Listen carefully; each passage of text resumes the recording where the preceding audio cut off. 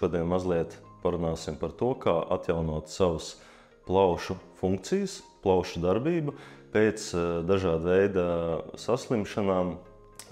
Primāri, protams, kas ir elpošanas saslimšanas. Tajā brīdī, kad ir kaut kāds iekaisums vai ir cilvēks saslims ar gripu vai tas pats Covid-19, tad šie te audi, viņi piepampst, tur veidojās iekaisums, tad viņu funkcionētība samazinās un veidojās arī, var veidoties gļotas vai krēpas, tad tie ir uz tiem audiem, uz to sieniņu veidojās tādi kā nogulsnējumi. Parādīšu tādu ātru veidu, kā var veicināt šo krēpu izdalīšanos. Pirmais, ko mums vajadzētu iemācīties, ir paelpot vienkārši tīri ar vēderu. Caur degunu mēs ieelpojam un caur muti varam izelpot uzreiz praktizējot arī tādu tā kā O burtu taisot. Turam 4, 5 un tad, kad tas ir izdarīts, tad praktizēsim dziļo ieelpu. Turam, un dziļā ieelpa ir apmēram tieši tas pats, tikai maksimāli ieelpojam. Un šeit varam domāt arī par to ne tikai piepūst pašu vēderu, bet arī izplest ribas uz sāniem. Un tad sākās tās galvenās divas tehnikas, kas tā kā veicina to krēpu izdalīšanos. Viena ir vidēji agresīva, otra ir diezgan agresīva, varbūt arī mazliet smieklīgi izskatās.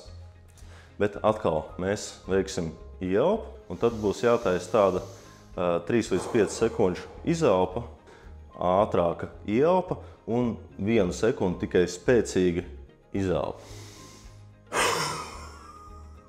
Un riktīgi izspiežam visu no sevis ārā, kas vien ir.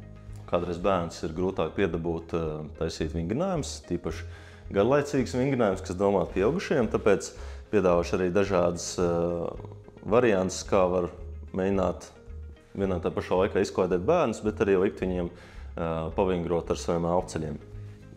Te vajadzētu mēģināt to bērnu nokontrolēt, lai viņš ieelpo caur degunu un pūšt balonā nevis uzreiz maksimāli stipri, maksimāli ātri, bet lai ir pagarināta tā plūsma, lai lēnām tas balons piepūšās.